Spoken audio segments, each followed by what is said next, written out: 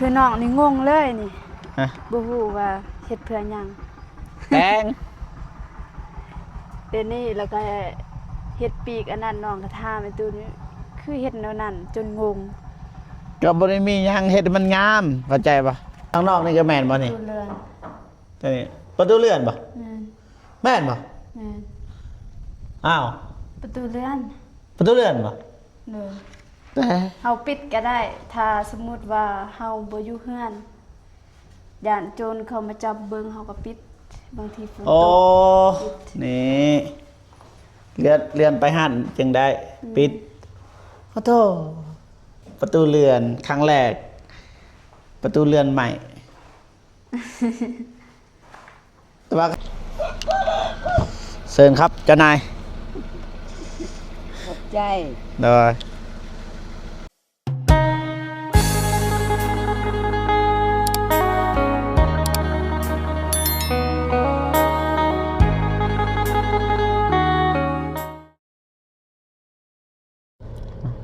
เปิดภาพมาพี่น้องเนาะก็สิเดินทางไปพี่น้องแต่ว่าเจอพี่น้องพูนอุปโภมพี่น้องใส่แม่เพิ่นขึ้นรถก่อนเนาะสบายดีเด้อพอพี่น้องเบิดสุขุสุกนพี่น้องเนาะยินดีต้อนรับก็ซื้อซองเบาเจ็บเสนอคือเก่าพี่น้องไปขึ้น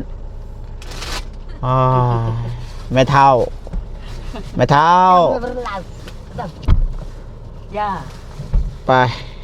สบายดีเด้อแม่เฒ่าเด้อบ่ตูนอยู่เฮือนบ่ เฮ็ดยัง เด้อไปพี่น้องนักว่าผมโอ้ยอุตส่าห์มานี่แหละอยู่เฮือนเอ้ยบ่ตูนพี่น้องเพิ่นเพื่อนเอ้ยบ่ตูนมาปั่นเครื่อง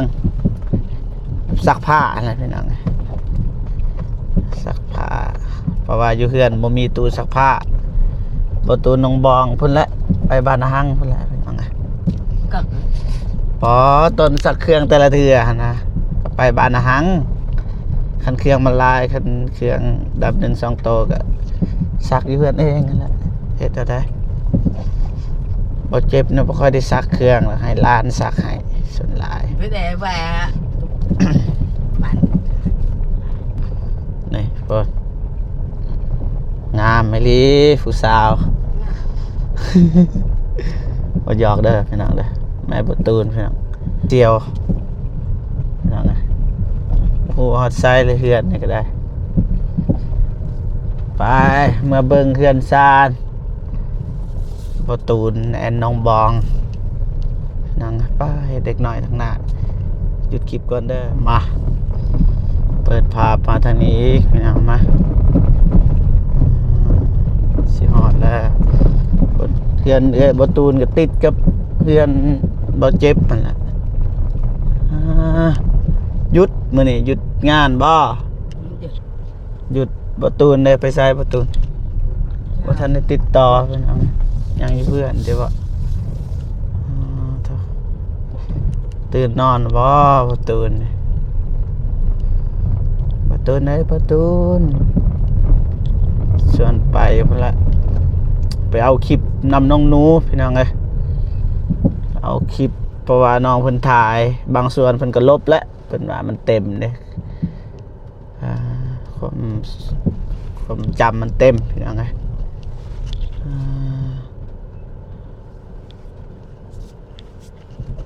เป็นบ่ มานี่บ่ เป็นบ่บ่เป็นเดี๋ยวสิเปิดให้เชิญครับเจ้านาย ขอบใจ โดย ได้เงิน หนักเลย ใจคือบ่ไป มันบ่ทันแห้งซ้ หาให้กาแฟแหล่ง ำหนักเดี๋ยวเรียบร้อยเลยไปบัดนี้ประตูมันใส่นอวันนี้เนาะอ๋อบ่ฮู้ประตูไปใส่รถหายนี่เห็นบ่รอรถออกไปเลยหายเลยพี่น้องเอ้ยบ่ฮู้ว่าไปใส่เฮ้ยบ้าตกใจโอ้ยไปเลียอ้าว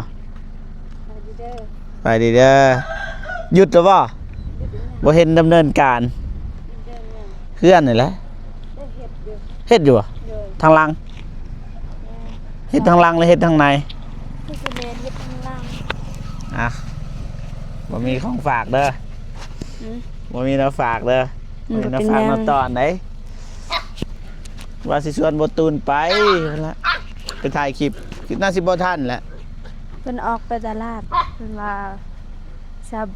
อืมเบิ่งเครื่อง เครื่องหยังเครื่องนี่ โดย อ่าเฮาก็สิเฮ็ดเทือนคือกันแหละ เจ็บบ่ โดย เฮ็ดเป็นเฮือนเป็นของตัวเองเลยบ่ เป็นของเฮานี่แหละ เนาะ ซื้อเช้าก่อนพุ่นแหละได้เงินเดือนก่อน เดือนใดสิ ก็เดือนนี้เลยสิรับบัดสิรับพุ่นนะจะน้อยพุ่น อืมไอ้ตูนเพิ่นยังบ่มาแต่ว่าเพิ่นออกโดนแล้ว ได้มาได้ใส่กิน ปั่นเครื่อง อ้าวแม่คือว่าไปปั่นเครื่องอยู่หั่น อ๋ออยู่นี่เขากำลังปั่นกันเลยปั่นอยู่หั่น โดย คอยคิดว่าจะเมื่อปั่นกับน้ำพรน้ำแม่เด้ มันสิยาก บ่แต่ก่อนน่ะนะ แต่ก่อนหันแม่นแต่ว่าตอนนี้ทางอ้ายของไอ้ตูนเพิ่นก็มีจักปั่นเพิ่นก็ได้บอกอยู่ เพิ่นซื้อใหม่บ่ กันโดยก็เลยปั่นอยู่ ส นี่ มพอเฮาคิดว่า คือแม่เราไปปั่นเครื่องพูนอยู่เฮือนเอื้อยบ่ตูนพอดีถ้าบ่ตูนน้องบองมีเครื่องลายกับเมื่อปั่นอยู่เฮือนของพ่อแม่ แต่ว่าเราซื้อได้บ่ อืม ซื้อดนหรือบ่ ซื้อโดนแล้วซื้อตั้งแต่น้องไปอยู่ใหม่ๆอันเพิ่นก็ซื้อแล้วแต่ว่าเพิ่นยังบ่ทันได้ประกอบ อ๋อหากเอาประกอบแล้วนี่ โดย อ่าบ่ได้เฮ็ดเวียกบ่ช่วงนี้พักผ่อน บ่ ให้ พอน ให้แต่บ่ตูนเฮ็ด โดย อืมพักผ่อนเนาะคุ้นๆเด้คำว่าพักผ่อนนี่คุ้นๆเด้ อืม เคยได้ยินอยู่บ่ มาแต่ไสนี่ มาแต่เฮือนแล้วมาส่งแม่อาสา เห็ เด้ นน้องเห็นอุ้มว่างั้นนั่นเพราะผมคิดว่าบ่สบาย บางยานี่บ่ออกแต่รถนี่แหละไก่เด้มาที่เฮือนเฮาพุ่นแต่บ่ได้ปั่นเฮือนเฮาดอกเฮือนเอื้อยแล้วติดกันกับเฮือนเฮาน่ะ เอื้อยบ่แล้วว่าลูกสาวล่ะ เอื้อยบ่ตูนน่ะนะเขาบ่ได้เว้าเรื่องถึงแม่เพิ่น โดย ประมาณนั้นแหละพี่น้องเอ้ยจังไดก็สิเดินทางต่อพุ่น ฝนตกนะ มืดตึบพี่น้องบ่ฮู้ว่าตื่นเช้าหรือตื่นสวยพี่น้องบ่ทันสวยหน้าซับใจจังสั่นเด้อ ไปผู้เดียวบ่ อ๋อคิดว่าสิชวนบ่ตูนแล้วก็อยู่หันกับบ่จันพุ่นแหละถ้าแต่ง เลย นัดกันเลยว่าสิไปหาหน่อใหม่แต่ว่าฝนตก กับอาตูนั่นน่ะ บ่อาตูนบ่ได้นัดดอกเมื่อวานข่อยก็ฮู้เลยเราขา เพิ่นค่าอยู่ ข่อยถามเพิ่นอยู่มื้อซืนคืนมื้อนั้นพอดีเล่นกีฬาแล้วชนะแล้วไปนั่งลิ้นเพิ่นนั้นนั่งลิ้นแล้วก็แยกย้ายเมื่อไปเมื่อมัน สิฟ้าวไปเด้อเบิ่น บ่ฟ้าวนะเอาคลิปก่อน ขึ้น โอ้ย ไปเทิงเฮือนนาง ว่าได้เด้อโพนอ้อพอห่ม1 2 3 4พื้นบ่ธรรมดาเด้ 4พื้นพี่น้องจะน้อยเฮือนกันแล้วจะน้อยพุ่นละว่าตูนน้องบองแต่สิไปเบิ่งเฮือนก่อน เจ้าก็อยู่นี่แหละไอ้ต้นสิย่างไปย่างมา อยากไปเบิ่งคือกัน อยากไปเบิ่ง ยังบ่ทันไปแต่เช้า ไปสัน ไปจะสิขี่รถหรือย่าง ยัง ย่างก็ได้จะไปก่อนได้อสันเด้อ เลย เด้อพี่น้องเอ้ยไปให้น้องบองไปก่อนพี่น้องเอ้ยจะไหนว่าบ่เจ็บจะจืดจะดำมาให้น้องบองขี่รถบ่แม่นเด้อพี่น้องมันไก่นะ30-40ปีนรถปีนไปปีนมาก็ฮอดแล้วทั้งนั้นก็ได้ เพลงก่อน บ่เพลงจะไหนจึงบอกก็ได้พอปิดเพลงพี่น้องไงฮอดแล้วพี่น้องปอคืออันแต่งแต่ว่านี่น้องบองเอ้ยโอ้ น้องเมื่อวานนี่ก็บ่ได้ไปเบิ่ง บ้านก็บ่เบิ่งนี่ ต ตอนเช้าไปเบิ่งแต่ว่าต มี อน หยัง นี้ นี่ บ่ได้ไป เขาสิเทบ่ด้านบนอยู่เถิง แม่นเทแล้ว เทเลยบ่ เทแล้ว อ่า ยังบ่ทันได้ออก บ่ธรรมดาเด้อเฮือนประตูน้องบองน้องไงเสียดายเปิดเพลงอันดีอยู่สร้างบ้านใด บ้านจุงหุ่ง จุงหุงกระไรเอ้ยปิดเพลงให้แน่ มันหูบ่ภาษา อยู่ไหนวะจักคนซะ 3 จักลาด 15 ล้าน อ๋อบุกในบุกนอก เลย พอจ้างหั่นแหละ เพิ่นก็ว่าแบบซอยกันเพิ่นก็ไอ้ตุนน้องกับพี่ตูนเพราะว่า สร้างครอบครัวใหม่ เออ ๆเพิ่นก็เข้าใจเฮาบ่มีหยัง เด้ออ๋อคักเด้อแบบผลทอกเบิดได้บ่ทางนั้นก็ได้ ใช่ ในตามมันนั่นทอก คื เบิ อ ดเล สิ ย ทอกหมดแล้วนะเมื่อวานนี้เขาทอกหมดแล้ว อ๋อบ่ได้ไปซอยพี่น้องเอ้ยขอโทษขออภัยหลายๆขอโทษขออภัยหลายๆเด้อบ่ตูนน้องบอง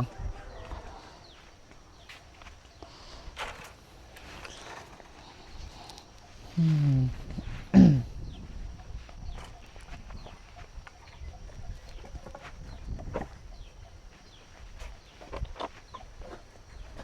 เรียบร้อยเลยทางนี้มันจะทามันแห้งก่อนนะ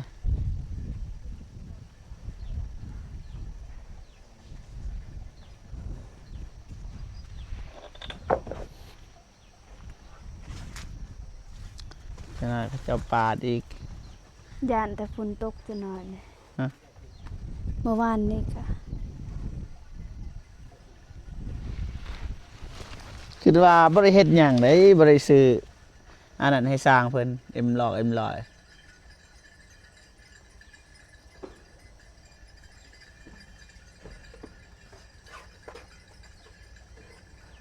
ไปน้องบ้องไปคืนทางนั้นทางนี้เขาเจะเฮ็ดเวียก สูงบ่เพื่อนนี่ บ่สูงแล้วเดี๋ยวนี้แต่ก่อนรู้สึกว่าสูง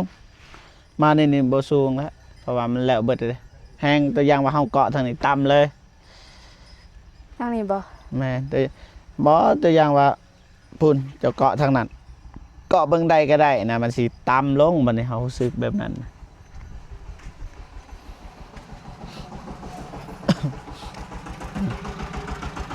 แตง คือน้องนี่งงเลยนี่ ฮะ บ่ฮู้ว่าเฮ็ดเพื่อหยัง แตง เดี๋ยวนี้แล้วก็เฮ็ดปีกอันนั้นน้องก็ถามไอ้ตัวนี้คือเฮ็ดแนวนั้นจนงง ก็บ่ได้มีหยังเฮ็ดให้มันงามเข้าใจปะก็จะเห็นคือรถหั่นน่ะตัวมันอันนั้นออกนอกก็หยังมันก็บ่มีหยัง เด้เฮ็ดนั่นเด้ เออ ตอน ก็ ก่อนหันน้องถาม ก็แต่งขอบมันบัว โอ้ยแนวนั้นบ่คือเอิ้นบัว บ่ฮู้เด้ บ่ฮู้คือกัน มันเป็นขอบไปซื้อนะให้ อ๋อ ให้มันงามมาแล้วป้าทางในแล้วเลย แล้ว ป้า เลยเด้ ทางในแล้วแล้ว ยังแต่ ยัง เบิ่ง ไง นี่แล้วก็ห้องที่สร้างนอน บ่ได้เบิ่งคลิปพี่น้องเอ้ย4-5 วันเรียบร้อยแล้วทางนี้ผู้ใดโบกทางไหน สร้างนั่นแหละ นี่ปะสบายดีเด้อสบายดีเนาะอ๋อบ่ได้เบิ่งซ้ำพี่น้องเอ้ยบ่ได้มาเบิ่งคิดว่าพี่น้องยังซอยเก่าแต่ว่าได้คุยกันอยู่กับบ่ตูนช่วงนั้นเพิ่นว่ามีอยู่สร้างเพิ่นสิมานี้อ๋อเพิ่นนอนอยู่ไส นี่ นอนนี่เลย เลย อ๋อ เฮ็ดกินเฮ็ดยาก็อยู่นี่ อ๋อบ่แม่นกินน้ำเจ้าบ่แม่นปะ ที่จริงก็ทางสร้างเพิ่นก็กินน้ำเฮาแต่ว่าเฮาก็มีแต่ว่าซื้อเครื่องของมาให้คันว่าสิกินแบบเฮาเฮ็ดเองมันสิบ่ ยัน ทัน บ่แซ่บบ่ บ่แม่นบ่ทันเพราะว่าเฮาก็เป็นครอบครัวใหญ่แหนะ ได้เด้อ หลายคน ก็งามเลยเพิ่นโบกนี่เนาะงามเลยซำนี้จะอยู่ได้ซำใดงามบ่ งามแล้ว งามแล้ว นี่สมุด ดีใจดีใจ สิแล้วเด้นี่นั่นเธอใส่จะได้เธอทางนี้ย่างเนาะทางนี้เนาะปะรถอยู่นี่คนขี้ลักอีกแล้วยานบนเรืออยู่รถนี่น่าสิบ่เป็นหยังบ่แม่นเว็บไอ เว็บไอนี่ทางนี้นอนหลับรถมาไปงามเห็นว่าปัดเถอะบัดแล้วรู้สึกว่าลูลาเด้ออันนี้เด้อน้องบองลูกน้องบองเลาะแล้วเขตนี้แลนแล้วตายพอดีแล้วเพื่อนพอดีแล้ว บ่แล้วง่ายดอก ว่าบ่ได้ถึกเลขปุ๊บแล้วปรับ บ่เคยซื้อเลข บ่ตูนเด้ เพิ่นก็บ่เคยคือกัน ซื้ออยู่ซื้อบ่หลายจะเฮานี่ซื้อ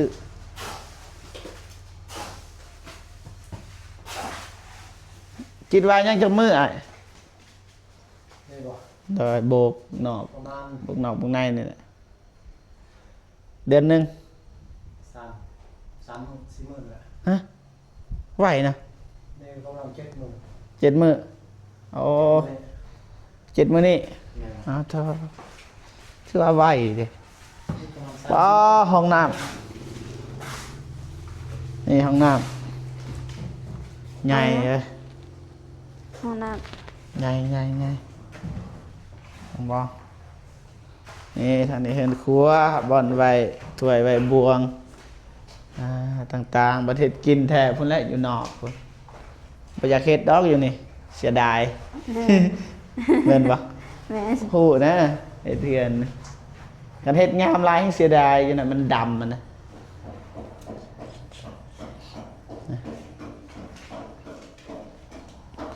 แน่นเลยแน่นบ่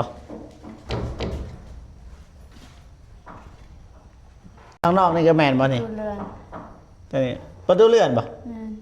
แม่นบ่ แม่น อ้าว ประตูเรือน ประตูเลื่อนบ่ เด้อ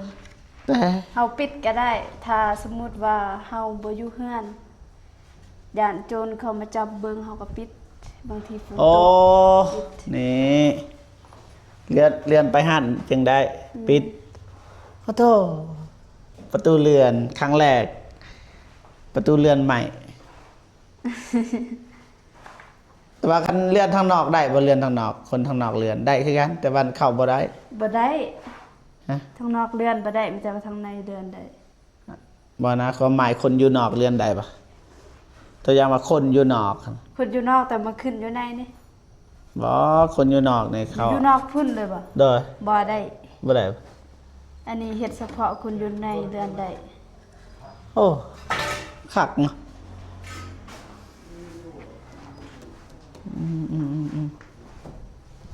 เด้มืดตึ๊บแล้วบัดนี้แต่ก่อนคือว่าอันนั้นแต่ว่ามื้อนี้มืดตึ๊บเลยคักห้องน้ำก็มีห้องน้ำก็อยู่ในเรือนเลยพี่น้องอาบน้ำคันอีกแป๊บคันมีแวนใหญ่นี่คันแวนใหญ่คันเวลาอาบน้ำมันโบพงทางนี้ตัวอย่างห้องอาบนะห้องทายอยู่ใช้ปัสสาวะอันนั้นพี่น้องห้องอาบในคันคืออยู่สวรรค์เขาคันมันโบเปียกทางนี้ซ้ำสีท้ายซ้ำสีอาบาตูนน้องบองเอ้ยบาดนี้บ่คิดบ่ฟันว่าจะสิได้เฮือนลังงามแล้วก็ใหญ่แล้วไง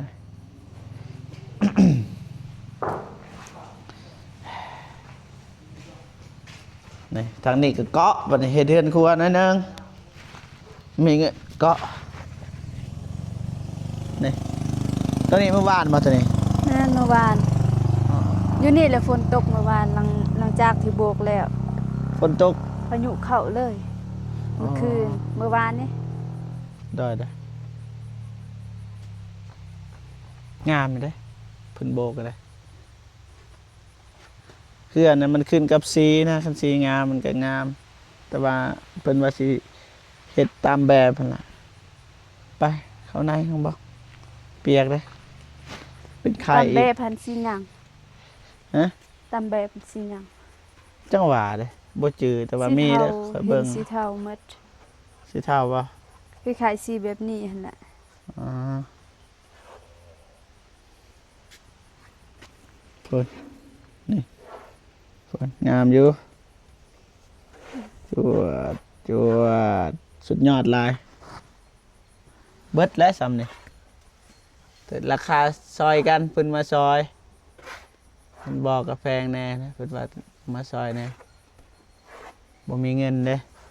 คนจ้างก็ได้ อืม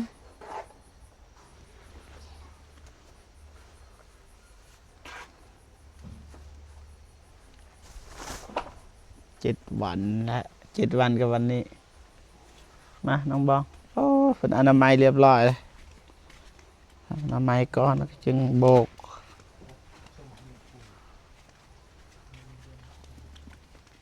นี่แตงขนาดเฮ้ยบ่ตูนเฮ็ดแตงแล้ววันนี้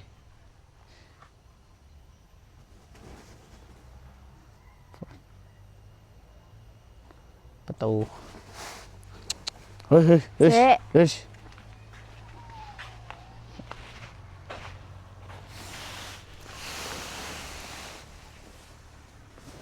สายนี่ก็ซื้อแพง เท่าไหร่รถหนึ่ง 4 ล้าน สี่ 4 ล้า ล้าน นปลายเพราะว่าสายนี่มันอยากงามแน่บ่คือสายนั้น เนาะประมาณนี้พ่อพี่น้องเลยงามงามงามงามพี่น้องแต่ว่าเพิ่นสิตีอันนั่นบ่ทางนอกทางนอกนะบ่ฮู้ว่าเพิ่นสิตีหรือบ่พี่น้องเอ้ยตีเพดานนอกนะเพดานนอกก็แพงเติบเด้พี่น้องถ้าคนในบ้านตีนะสิบ่แพงอยู่ถ้าแบบสร้างมืออาชีพเขาตีนี่แพงบ่ฮู้ว่าเราสิเฮ็ดหรือบ่พี่น้องเอ้ยตีว่าเพดานนอก เพดานนอกบ่ โดยฮู้อีกบ่เพดาน ฮู้ ตัวใดแม่นเพดานคือโรงเรียนนั่นเด้เขาตีเบิดในโรงเรียนเห็นบ่แต่ทางบ้านเฮานี่เขาบ่ตีถ้าเฮาตีอันนั้นนกสิบ่เข้าบัดนี้ นั่นนกสิบ่เข้าซองมาก็เวลาฝนตกก็บ่ได้ยินเสียงบันได แม่น เพราะว่าอันนี้เฮาใช้สังกะสีบ่ อลูซิง อันสิ่ง สังกะสีนั่นแหละสังกะสีอลูซิงประมาณนี้พ่อพี่น้องเนาะก็บ่มีหยังหลายแล้วบังเอิญเห็นแม่บุตูนเอาผ้าห่มไปซักแล้วก็มือเฮือนแล้วก็อาสาไปส่งแล้วก็เฮาก็กระเทินได้มาทางนี้ก็อัปเดตให้พ่อพี่น้องได้เบิ่งนํกันเลยพี่น้องมาถ่ายรูปก่อนพี่น้องรูปเพื่อน